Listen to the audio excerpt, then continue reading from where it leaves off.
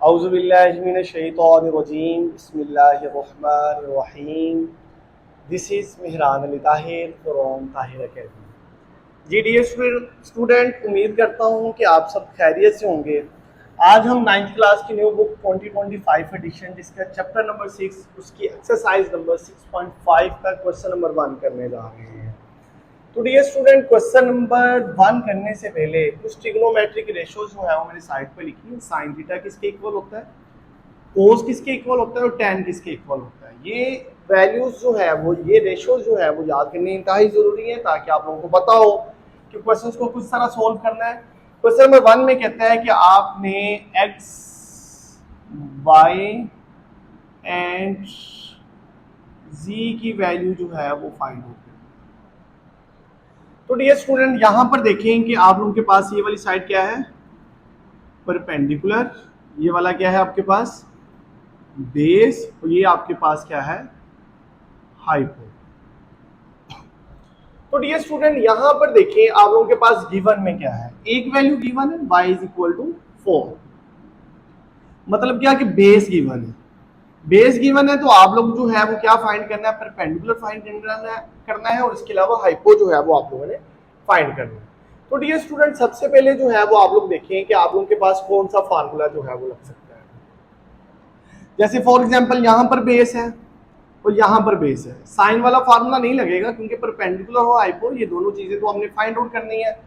कोस वाला फार्मूला और tan वाला फार्मूला जो है वो हमारे पास लग सकता है। जैसे पहले जो है वो अगर हम tan थीटा लगाते हैं, tan of theta is equal to perpendicular divided by base. अब इस डायग्राम के अकॉर्डिंगली tan थीटा, थीटा यहां पर रेफरेंस एंगल हमारे पास कितना है, 30 डिग्री,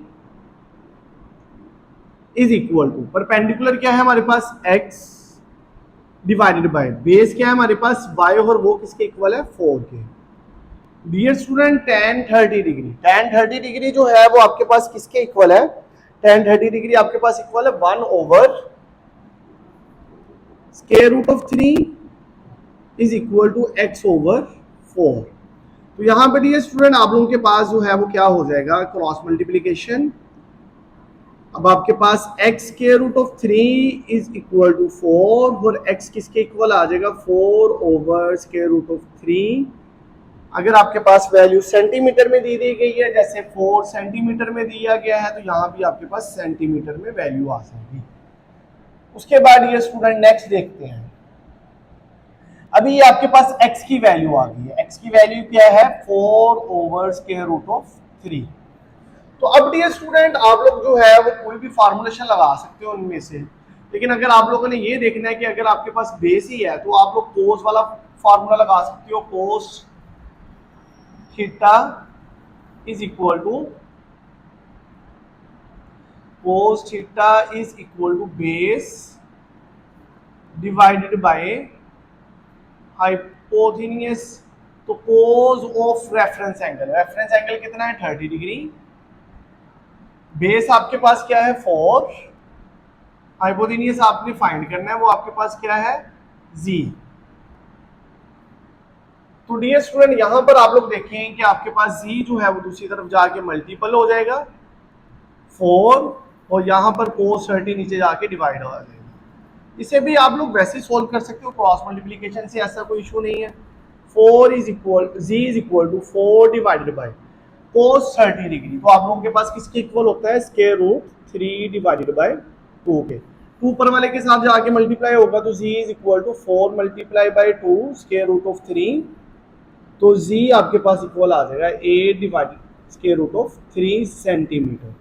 तो इस तरह डियर स्टूडेंट आप लोगों के पास जो रिमेनिंग 2 वैल्यूज थी x एंड z की, वो आप लोगों के पास फाइंड आउट हो गई। ये आपके पास x की वैल्यू आ गई है और ये आपके पास z की वैल्यू जो है वो डियर स्टूडेंट आ गई है। उसके बाद डियर स्टूडेंट चलते हैं इसके नेक्स्ट पार्ट की जानिब। इसका सेकंड पार्ट क्या है, सेकंड पार्ट में डियर स्टूडेंट आप लोगों के पास जो वैल्यूज हैं गिवन, वो अब आपके पास परपेंडिकुलर ये है, बेस आपके पास ये है, और उसके अलावा हाइपो आपके पास ये है। तो सेम वही फार्मूला कि अगर आप लोगों के पास, अब यहाँ पर देखिए परपेंडिकुलर गिवन है, हाइपो आप लोगों ने फाइंड करना है, तो साइन थीटा का फार्मूला लग सकता है। तो sine theta is equal to perpendicular divided by hypotenuse.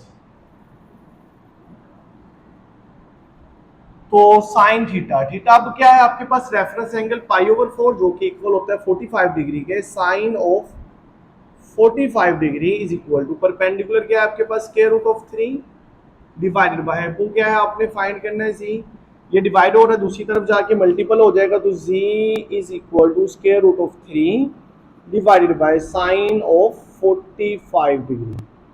तो यहाँ पर z is equal to √3 sine 45 degree आपके पास किसके इक्वल होता है 1/√2 के।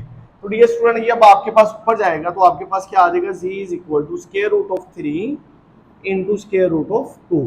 इन दोनों को जो है वो आप आपस में मल्टीप्लाई करवा देंगे तो आप लोगों के पास z का जो आंसर आ जाएगा वो आपके पास क्या है, z इज इक्वल टू √6। अब आपके पास आ जाएगा √6। अगर आपके पास वैल्यू सेंटीमीटर में दी गई है, जैसे कि ये वैल्यू सेंटीमीटर में है, तो ये भी आपके पास किस में आ जाएगा, सेंटीमीटर में आ जाएगा। तो डियर स्टूडेंट नेक्स्ट जो है उसकी वैल्यू फाइंड करनी है। तो नेक्स्ट इसकी वैल्यू फाइंड करने के लिए आप लोगों के पास कौन सा फॉर्मुलेशन लगेगा, जैसे अब आपके पास जी की वैल्यू भी आ गई है √6 सेंटीमीटर। तो नेक्स्ट जो है वो आप लोगों ने कोई भी फार्मूला जो है वो आप लोग लगा सकते हो, क्योंकि अगर दो वैल्यूज आ जाए तो तीसरी वैल्यू के लिए आप लोग कोई भी फार्मूला लगा सकते हो। अभी आप लोग देखो फाइंड क्या करना है, बेस। बेस क्या होता है आपके पास, इसमें आ रहा है बेस, इसमें भी बेस आ रहा है, तो बेस फाइंड करने के लिए इन दोनों में से कोई भी फार्मूला आप लोग लगा सकते हैं। अगर आप लोगों ने कोस का लगाना है तो कोस थीटा आप लोगों के पास किसके इक्वल आ जाएगा, cos theta is equal to base divided by hypotenuse। अब आप लोग देखें कि आप लोगों ने बेस तो फाइंड करना है, तो कोस थीटा, थीटा आपके पास रेफरेंस एंगल कितना है 45 डिग्री, मल्टीप्लाई हाइपो जो है वो दूसरी तरफ जाके आपके पास मल्टीप्लाई भी हो जाएगा, वो आपके पास क्या आ जाएगा, अभी एक स्टेप कर लें आप लोग, बेस आपके पास क्या है x और हाइपोटेनियस आपके पास क्या है √6। तो cos 45 डिग्री आपके पास किसके इक्वल होता है 1/√2, ये ऊपर जाके मल्टीप्लाई होगा √6 इज इक्वल टू x। तो डियर स्टूडेंट यहाँ पर आपके पास आ गया √6 डिवाइडेड बाय √2, ओवर में स्क्वायर रूट नहीं लिखते तो आप लोग √2 से मल्टीपल भी हो, √2 से डिवाइड भी करेंगे, तो यहाँ पर आपके पास क्या आ जाएगा √6 इंटू √2 डिवाइडेड बाय, इन दोनों का स्क्वायर आ जाएगा आपके पास, तो आपके पास आ जाएगा √2 का स्क्वायर। तो डियर स्टूडेंट यहां पर अब आपके पास x का जो आंसर आ जाएगा वो देखते हैं क्या है, x इज इक्वल टू, इन दोनों की मल्टीप्लीकेशन आ जाएगी तो √6 मल्टीप्लाई 2 12 आ जाएगा और डिवाइडेड बाय 2 आ जाएगा। तो डियर स्टूडेंट यहाँ पर जो है वो अब आप लोगों के पास x इज इक्वल टू, अगर आप लोगों ने यही आंसर लिखना है तब भी ठीक है, अगर आप लोगों ने मजीद सिंप्लीफाई करना है तो x इज इक्वल टू √12 होता है 4 multiply by 3 divided by 2 centimetre. x is equal to √4 का आंसर क्या होता है 2 और साथ क्या रहेगा √3 डिवाइडेड बाय 2 सेंटीमीटर। ये अब आपके पास कैंसिल, तो x is equal to √3 centimetre. तो ये डियर स्टूडेंट इसका पार्ट नंबर 2 जो है मुकम्मल हो गया है। आइए चलते हैं नेक्स्ट इसके पार्ट नंबर 3 और पार्ट नंबर 4 की जानिब। वो भी सेम इसी तरह के ही पार्ट है और इसी तरह इन्होंने सोल्व करना है। अब जो है वो नेक्स्ट हम पार्ट करते हैं part number 3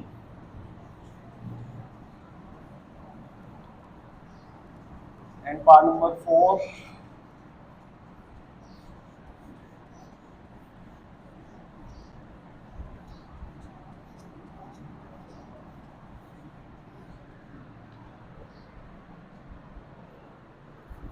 next dear student इसका पार्ट नंबर 3 है। सबसे पहले आप लोग डायग्राम बना ले उसकी।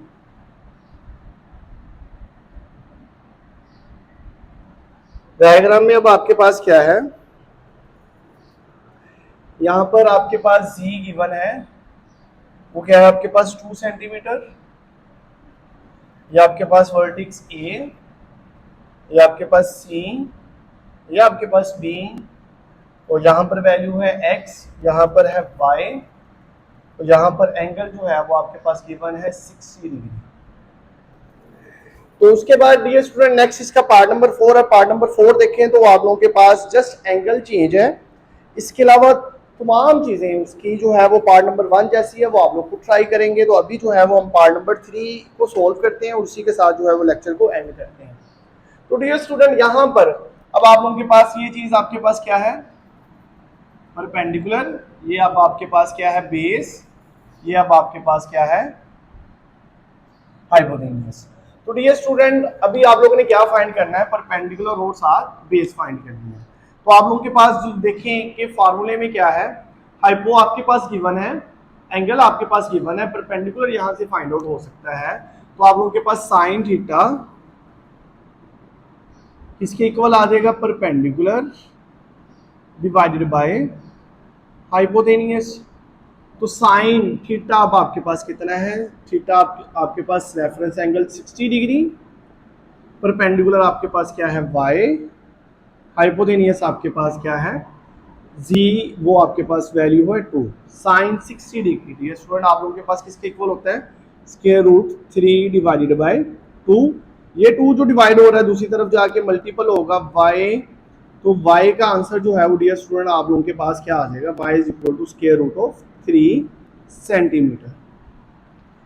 इसी तरह अब आप लोग नेक्स्ट देखते हैं कि आप लोगों के पास वैल्यू जो है वो क्या आ जाएगी।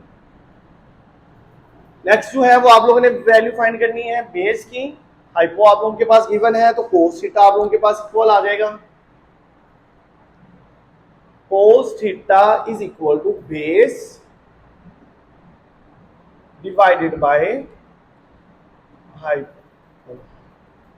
तो डियर स्टूडेंट यहां पर कोस थीटा रेफरेंस एंगल आपके पास कितना है 60 डिग्री, बेस आपके पास क्या है x और हाइपो आपके पास क्या है 2, कोस 60 डिग्री। डियर स्टूडेंट आप लोगों के पास किसके इक्वल होता है 1/2 के, ये 2 डिवाइड हो रहा है दूसरी तरफ जाके मल्टीपल होगा, तो यहां से वैल्यू आपके पास क्या आ गई x is equal to 1 centimetre. तो ये डियर स्टूडेंट आप लोगों के पास जो रिमेनिंग वैल्यूज थी y एंड x की वो आपके पास आ गई है। इसके बाद इसका लास्ट वाला पार्ट है, लास्ट वाला पार्ट जैसे मैंने पहले बताया, लास्ट वाला पार्ट इसके पार्ट नंबर 1 जैसा ही है, जस्ट एंगल चेंज है 45 डिग्री, बाकी करने का पैटर्न जो है वो सेम है, और मुझे उम्मीद है कि आप लोग वो क्वेश्चन सॉल्व कर भी लेंगे। तो डियर स्टूडेंट ये था आज का लेक्चर, मुझे उम्मीद है कि आप लोगों को समझ आई होगी। आप सबका बहुत शुक्रिया, मेरी मजीद वीडियो देखने के लिए मेरे चैनल को सब्सक्राइब करें, लाइक करें, शेयर करें, बहुत शुक्रिया, जज़ाकल्लाह, अल्लाह हाफिज़।